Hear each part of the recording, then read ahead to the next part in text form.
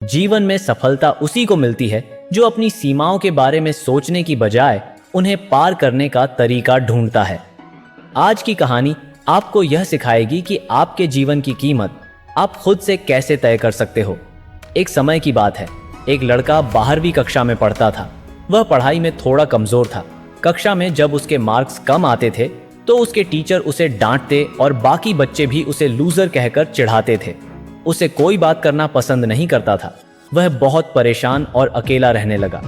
एक बार उसके पिता ने उसे बुलाया और उससे उदासी का कारण पूछा तो उसने बताया कि उसकी कक्षा में उससे कोई भी बात नहीं करता, उसके साथ कोई नहीं खेलता क्योंकि वह पढ़ाई में कमजोर है।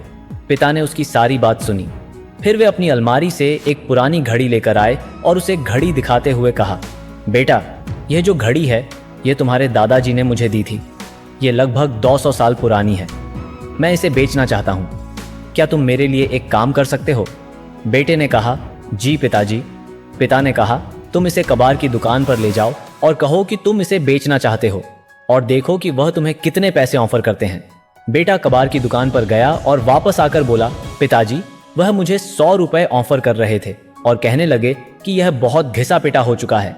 फिर पिताजी ने कहा कि अब तुम इसे ज्वेलरी की शॉप पर लेकर जाओ और वहां जाकर पूछो। पिताजी के कहने पर बेटा ज्वेलरी शॉप पर गया और यह कहते हुए लौटा कि पिताजी, वे मुझे 500 रुपए ऑफर कर रहे थे और कहने लगे कि इसकी मशीन तो पुरानी हो चुकी है, 500 रुपए से ज्यादा नहीं देंगे। पिता ने कहा, अब तुम इसे म्यूजियम ले जाओ और वहां जाकर पूछो। बेटे को कुछ समझ नहीं आ रहा था कि आखिर उसके पिताजी उससे क्या करवाना चाहते हैं, लेकिन फिर भी वह म्यूजियम गया और वहां जाकर पूछा। फिर वह दौड़ता हुआ अपने पिताजी के पास आया और आकर बोला, पिताजी, उन्होंने मुझे 5 लाख रुपए ऑफर किए हैं और कहा कि यह तो बहुत रेयर पीस है, इसे तो हम अपने एंटीक कलेक्शन में रखेंगे। पिता ने अपने बेटे की ओर देखते हुए कहा, बेटा, मैं तुम्हें यही समझाना चाहता हूँ, एक वस्तु की कीमत हर जगह अलग अलग होती है। हमें बस यह पता करना है हमारी वस्तु की सही जगह क्या है ताकि हमें उसकी सही कीमत मिल सके।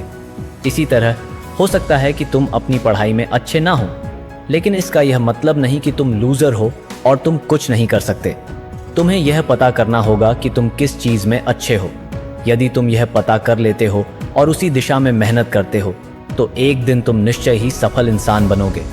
दोस्तों, कई बार हम भी अपने अंदर की खूबी को पहचान ही नहीं पाते और दूसरों की कामयाबी को देखकर उन्हीं के पीछे चल देते हैं और फिर जब हम कामयाब नहीं हो पाते तो खुद को कमज़ोर महसूस करने लगते हैं।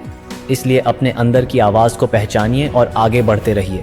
जिंदगी में सफल वही इंसान होता है जो सही वक्त पर सही जगह मेहनत कर रहा हो।